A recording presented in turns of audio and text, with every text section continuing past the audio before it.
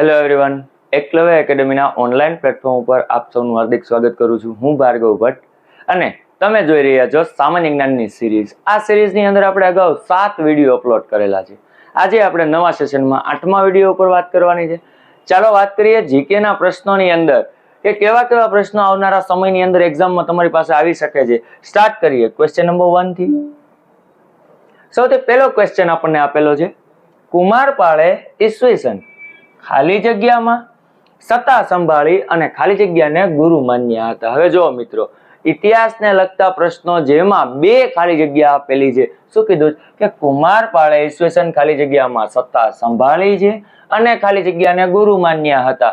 હવે તો મિત્રો યાદ રાખવું પડે કે કોને ગુરુ માન્યા અને ક્યારે સત્તા સંભાળી. આપણી પાસે અહીંયા 4 ઓપ્શન છે, જેમાં સૌથી પહેલા તો મિત્રો આની અંદર સોલ્વ કેવી રીતે કરી શકાય તો કે ગુરુના નામ યાદ રાખી શકો ને તો થઈ જાય કે કુમારપાળના ગુરુ છે કોણ હતા.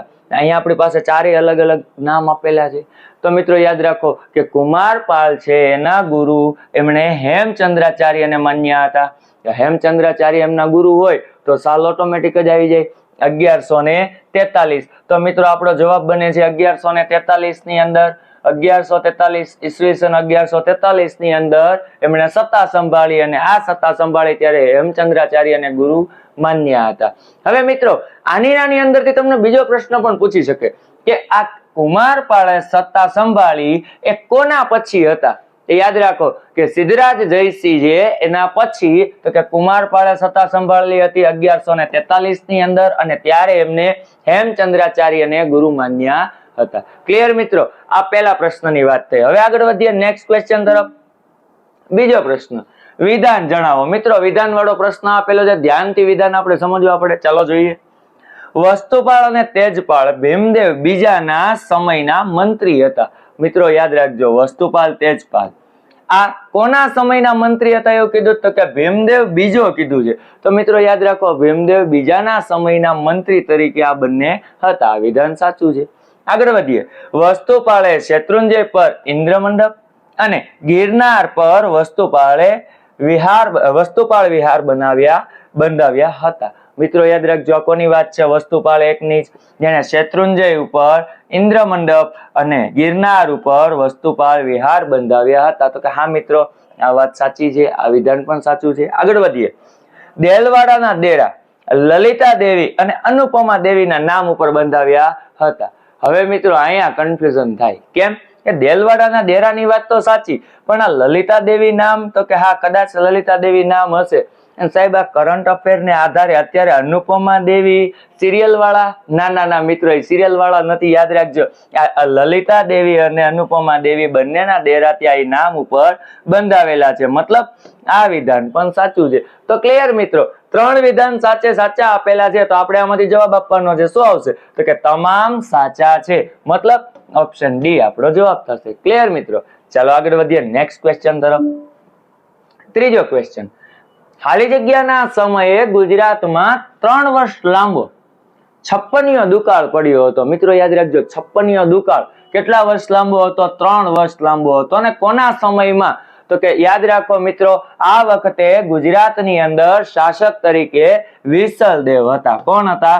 વિસલદેવ. હવે મિત્રો આ જ પ્રશ્નની અંદર પણ તમને બીજો પ્રશ્ન પૂછી શકે છે કે ભાઈ આજે 56યો દુકાળ પડ્યો હતો 3 વર્ષનો એ સમયગાળો કયો? તો મિત્રો યાદ રાખજો, 56યો દુકાળનો સમયગાળો છે 1256 થી લઈ અને 1259 હતો. યાદ રાખજો, આ 3 વર્ષ 56યો દુકાળ પડેલો હતો અને એ સમયે શાસક તરીકે હતા વિસલદેવ.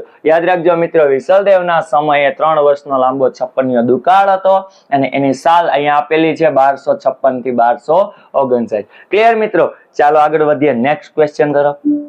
નેક્સ્ટ ક્વેશ્ચન, ગુજરાતના પ્રથમ મુસ્લિમ વહીવટદાર બન્યા હતા એ કોણ? તો કે અહીંયા ખાલી જગ્યા આપેલી છે. ખાલી જગ્યા છે એ ગુજરાતના પ્રથમ મુસ્લિમ વહીવટદાર બન્યા હતા. અહીંયા પ્રથમ મુસ્લિમ વહીવટદાર તરીકે કોણ હતા? અહીંયા આપણને 4 નામ આપેલા. તો મિત્રો 4 નામ જોઈએ તો આપણને ક્યાંક ને ક્યાંક કન્ફ્યુઝન થતી લાગે કે ભાઈ આ હતા કે આ હતા. તો યાદ રાખો, કન્ફ્યુઝ થવાની જરૂર નથી. ગુજરાતમાં પ્રથમ, યાદ રાખજો, પ્રથમ મુસ્લિમ વહીવટદાર કોણ હતા? તો કે સરવર ખાન હતા. સૌપ્રથમ મુસ્લિમ વહીવટદાર તરીકે સરવર ખાન હતા. એ ગુજરાતની વાત થાય છે. આગળ વધીએ મિત્રો નેક્સ્ટ ક્વેશ્ચન તરફ. નેક્સ્ટ ક્વેશ્ચન આપેલો છે ઈસવીસન 1404. શું કીધું છે મિત્રો? ઈસવીસન 1404 માં ખાલી જગ્યા ગુજરાતનો પ્રથમ સત્તાવાર સુલતાન બન્યો હતો. યાદ રાખજો મિત્રો.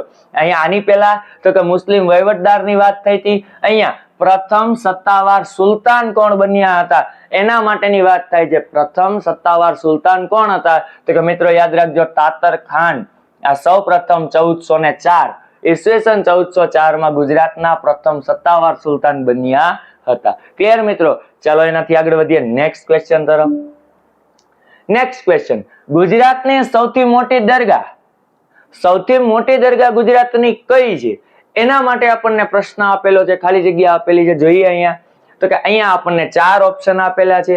પેરાન પીરનો દરવાજો, જામા મસ્જિદ, સરખેજનો રોજો કે રાણીનો હજીરો. યાદ રાખજો મિત્રો, જો અહીંયા આપેલો શબ્દ જો આપણે ભૂલ ખાઈએ તો પણ આપણી ભૂલ થઈ જાય કે ગુજરાતમાં સૌથી મોટી દરગાહ કીધેલી છે. તો સૌથી મોટી દરગાહ તરીકે કે અમદાવાદની અંદરની સરખેજનો રોજો જે છે એ સૌથી મોટી દરગાહ તરીકે ઓળખવામાં આવે છે. અને આ દરગાહની વાત આપણે જે કરીએ છીએ એ અમદાવાદની અંદર અહેમદ શાહ દ્વારા બનાવવામાં આવેલી હતી. યાદ રાખજો, અહેમદ શાહ દ્વારા બંધાવવામાં આવેલી સૌથી મોટી દરગાહ જે છે એ સરખેજનો રોજો છે. બીજું, આ મિત્રો આ પ્રશ્નની અંદર એવું પણ કહી શકાય કે આ દરગાહ જે છે એમણે એના ગુરુની યાદમાં બનાવેલી હતી. તો એમના ગુરુનું નામ શું હતું એ તમે કમેન્ટમાં મને જણાવજો. બીજું, આ અહીંયા પ્રશ્ન આપેલો છે દરગાહ માટે. હવે જો મિત્રો તમને એવો પ્રશ્ન પૂછે ગુજરાતની સૌથી મોટી મસ્જિદ કઈ, તો ત્યાં જવાબ સરખેજનો રોજો ના આવે મિત્રો. ત્યાં જવાબ બદલાય છે. મસ્જિદ સૌથી મોટી તો એમાં જવાબ બદલાય. અહીંયા આપણને દરગાહની વાત કરેલી છે તો દરગાહનો જવાબ આવશે સરખેજનો રોજો. અમદાવાદની અંદર અહેમદ શાહ દ્વારા બંધાવવામાં આવેલી હતી, એ પણ ગુરુના યાદમાં. એ ગુરુનું નામ તમારે કમેન્ટ કરવાનું છે. અને ગુજરાતની સૌથી મોટી મસ્જિદ કઈ છે એ પણ તમારે કમેન્ટમાં મને જણાવવાનું છે. ક્લિયર મિત્રો? ચાલો આગળ વધીએ નેક્સ્ટ. ગયાસુદ્દીન મોહમ્મદ શાહ આનંદ પ્રિય સ્વભાવના કારણે ખાલી જગ્યા કહેવાતા હતા. જો અહીંયા આપણને નામ આપેલું છે ગયાસુદ્દીન મોહમ્મદ શાહ. આ એનો સ્વભાવ કેવો હતો? તો કે આનંદ પ્રિય હતો. આ સ્વભાવના કારણે એને એક નામ આપવામાં આવેલું હતું. એ કયા નામથી ઓળખાતા હતા એ તો અહીંયા આપણને 4 ઓપ્શન આપેલા છે. હોજ એ કુતુબ, ગુમાન ખાન, ઝરબક્ષ કે મનમોજી. આપણને તરત જ વિચાર આવે સાહેબ આમાં આનંદ પ્રિય હતા, મનમોજી હતા. ના ના ના, મનમોજી એનો જવાબ નથી. એ મનમોજી તરીકે નતા ઓળખાતા. તો કે એ ઝરબક્ષ તરીકે ઓળખવામાં આવતા હતા. એનું શું નામ આપેલું હતું? એને ઝરબક્ષ તરીકે ઓળખવામાં આવતા હતા. યાદ રાખજો મિત્રો, ગયાસુદ્દીન મોહમ્મદ શાહની વાત છે, જે આનંદ પ્રિય સ્વભાવના કારણે ઝરબક્ષ તરીકે ઓળખવામાં આવતા હતા. એને ઝરબક્ષ કહેવામાં આવતું હતું. ક્લિયર મિત્રો? ચાલો એનાથી આગળ વધીએ નેક્સ્ટ ક્વેશ્ચન તરફ. મોહમ્મદ બેગડાએ ખાલી જગ્યાનું રાજ્ય ચાંપાનેર અને ખાલી જગ્યાનું રાજ્ય જુનાગઢ એમ 2 ગઢ જીત્યા હતા. હા મિત્રો, આપણને બધાને ખબર છે મોહમ્મદ બેગડો આવું કહેવાતું હતું. શા માટે? કારણ કે એને 2 ગઢ જીત્યા હતા. કયા કયા? એક ચાંપાનેર અને બીજું જુનાગઢ. પણ આ કોના રાજ્યો હતા એના માટે આપણને પ્રશ્ન પૂછ્યો કે ચાંપાનેર રાજ્ય છે એ કોનું હતું અને જુનાગઢ છે એ કોનું હતું. તો મિત્રો યાદ રાખો, ચાંપાનેર જે છે એ જયસિંહ નું હતું. કોનું હતું? જયસિંહ નું. હવે આપણને એમ થાય સાહેબ જયસિંહ કીધું તો આમાં તો કે જયસિંહ નથી આપેલું. યાદ રાખો, જયસિંહ નું બીજું નામ, આ જયસિંહ છે એનું બીજું નામ પતય રાવળ હતું. શું હતું? પતય રાવળ. હવે ચેક કરો અહીંયા પતય રાવળ વાળો ઓપ્શન, તો ઓપ્શન સી એક જ છે. તો કે આ પણ નથી, આ પણ નથી, આ પણ નથી, ઓપ્શન સી એક જ. હવે ઓટોમેટિક જવાબ આવી ગયો કે મોહમ્મદ બેગડાએ જયસિંહ એટલે કે પતય રાવળ નું રાજ્ય ચાંપાનેર અને રા મંડલિક નું રાજ્ય જુનાગઢ એમ 2 ગઢ જીત્યા હતા. ક્લિયર મિત્રો? જુનાગઢ ની અંદર રા મંડલિક નું નામ આવે છે અને જ્યારે ચાંપાનેર ની વાત કરીએ ત્યાં પતય રાવળ નું નામ આવે. પતય રાવળ એટલે કે જયસિંહ એમનું નામ આવે છે. ક્લિયર મિત્રો? ચાલો એનાથી આગળ વધીએ નેક્સ્ટ ક્વેશ્ચન તરફ. ત્યાર પછી ફરી વખત આગળ એવો જ પ્રશ્ન મોહમ્મદ બેગડા માટે. મોહમ્મદ બેગડાએ ભમરીયો કૂવો બનાવ્યો હતો. આ કૂવો છે ખાલી જગ્યા આકારમાં બનાવ્યો હતો. મિત્રો આપણને પ્રશ્ન એવો પૂછ્યો કે મોહમ્મદ બેગડાએ ભમરીયો કૂવો બનાવ્યો. આ કૂવો કયા આકારનો હતો? ખાલી જગ્યા આકાર હતો. ત્રિકોણ, ષટકોણ, ચોરસ કે અષ્ટકોણ. હવે મિત્રો આપણને એમ થાય કૂવો એટલે ગોળાકાર, પણ આવો તો ઓપ્શન જ નથી. તો મતલબ કે આ કૂવાનો કોઈ આકાર હતો. કેવો આકાર હતો? તો મિત્રો યાદ રાખજો, આ કૂવો છે એને અષ્ટકોણ બનાવેલો હતો. અષ્ટકોણ આકારનો કૂવો, ભમરીયો કૂવો એ મોહમ્મદ બેગડા દ્વારા બનાવવામાં આવ્યો હતો. ક્લિયર મિત્રો? ચાલો એનાથી આગળ વધીએ નેક્સ્ટ ક્વેશ્ચન તરફ. નેક્સ્ટ ક્વેશ્ચન ની અંદર કીધું છે બેગડાનો સૌથી નાનો પુત્ર ખાલી જગ્યા ઈસવીસન 1511 માં ગાદીએ બેઠા હતા. એટલે કે હવે યાદ રાખવાનું, મોહમ્મદ બેગડાના પુત્રની વાત છે, પણ કયો પુત્ર? સૌથી નાનો પુત્ર.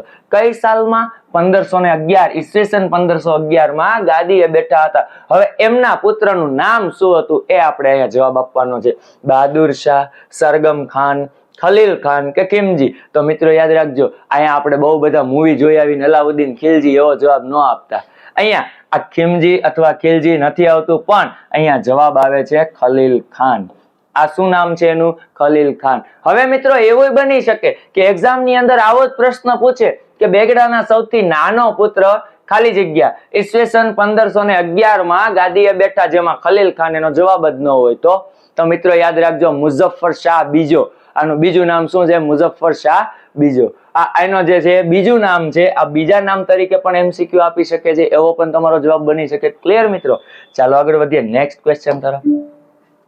નેક્સ્ટ ક્વેશ્ચન 11મો આપેલો છે, ખાલી જગ્યામાં પોર્ટુગીઝે સૌરાષ્ટ્ર કાંઠે ગુજરાતનું દીવ બંદર કબજે કર્યું. હવે મિત્રો આપણને ખબર જ છે, ખાલી જગ્યા એટલે કે ઈસવીસન કીધું છે, પણ કયા ઈસવીસન ની અંદર પોર્ટુગીઝો આવ્યા નથી પૂછ્યું. યાદ રાખજો મિત્રો, ગુજરાતનું દીવ બંદર કબજે ક્યારે કર્યું એ સાલ માટેની વાત છે. હવે એ સાલ માટે વાત કરીએ તો મિત્રો 1537, ઈસવીસન 1537 ની અંદર પોર્ટુગીઝો છે એમણે દીવ બંદરને કબજે કર્યું હતું. અને મિત્રો એ પણ યાદ રાખજો કે જે સમયે દીવ બંદર કબજે કર્યું અને પોર્ટુગીઝો ઈસવીસન 1537 માં જ્યારે આ દીવ બંદર છે એમણે કબજે કર્યું હતું, એ સમયે શાસક તરીકે જે રાજા હતા એ કોણ હતા એનું તમારે કમેન્ટમાં મને જણાવવાનું છે કે આ સમયે શાસક રાજા કોણ હતા એ પણ તમે કમેન્ટમાં જણાવજો. હા, ખાસ તમારી કમેન્ટ વખતે લખજો કે ક્વેશ્ચન નંબર 11 આ પ્રશ્ન એટલે કે ક્વેશ્ચન નંબર 11 માં પૂછેલા પ્રશ્નનો જવાબ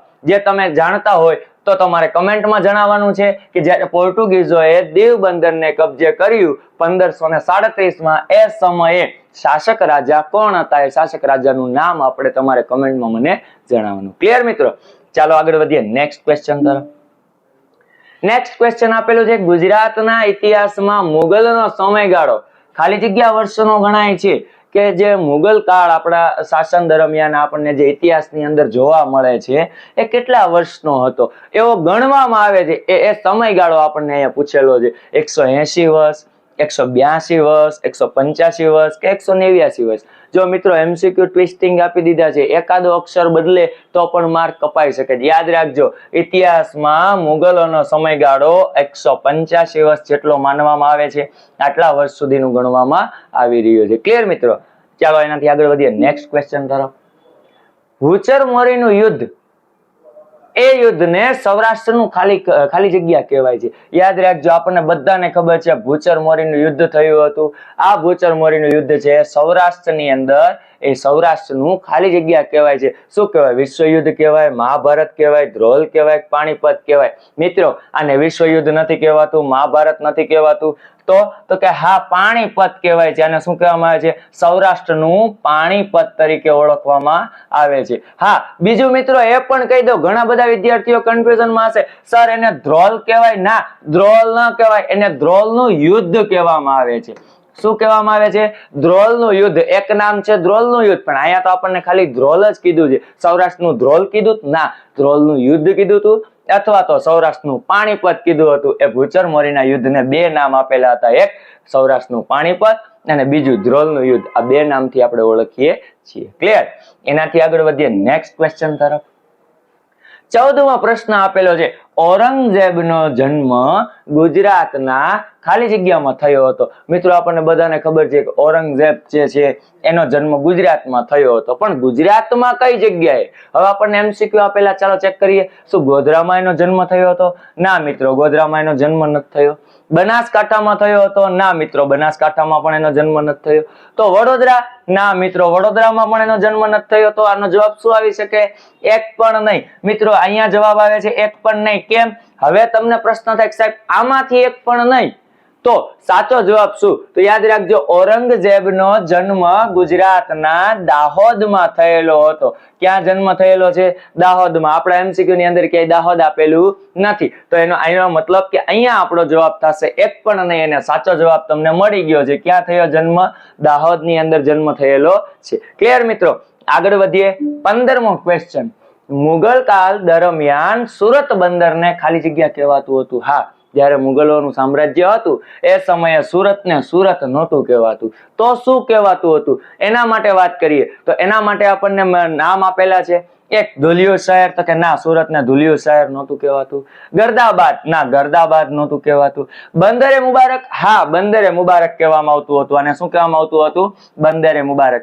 પણ મિત્રો આમાં ટ્વિસ્ટ કરવું એના માટે બહુ જ સહેલું છે. કેમ કે હવે તમને બંદરે મુબારક નથી આપ્યું તો તમારા જવાબ ગોતવાનો થાય તો શું હોય છે કે યાદ રાખો, એક નામ નહોતું. એ સમયે સુરત બંદરને એક નામથી નહોતા ઓળખતા. એક તો કે બંદરે મુબારક કહેવામાં આવતું હતું. બીજું, મક્કાબારી તરીકે ઓળખવામાં આવતું હતું, અને મક્કાબારી પણ કહી શકાય છે. અને ત્રીજું નામ મક્કાનું પ્રવેશ દ્વાર પણ કહેવામાં આવતું હતું. યાદ રાખજો, અહીંયા શું કીધેલું છે આપણને કે મુગલ કાળ દરમિયાન સુરત બંદરને શું કહેવાય છે? તો કે એક, બંદરે મુબારક, બીજું મક્કાબારી, અને ત્રીજું મક્કાનું પ્રવેશ દ્વાર. આ ત્રણમાંથી કોઈ પણ નામ તમને આપી શકે છે. યાદ રાખજો મિત્રો, આવા પ્રશ્નો તમને ઇતિહાસની અંદર આવી શકે છે. અહીંયા મિત્રો આજના સેશનની અંદર ઇતિહાસને લગતા 15 પ્રશ્નો તમારી સામે મૂક્યા. ખરેખર અટપટા અને ખૂબ જ જટિલ હોય એવા પ્રશ્નો અહીંયા તમારી સામે રજૂ કરેલા છે. કદાચ તમારી સામે આવા પ્રશ્નો આવ્યા કે નથી આવ્યા એ તો નથી ખબર, પણ જો તમને આ વિડીયોમાં મજા આવી હોય તો લાઈક કરવાનું, કમેન્ટ કરવાનું, સબસ્ક્રાઇબ કરવાનું, શેર કરવાનું ભૂલતા નહીં. અને અમારી સાથે જોડાતા રહેજો. આવનારા સમયમાં આવા જ હજુ વિડીયો તમારા માટે અમે લઈને આવતા રહીશું. Thank you very much.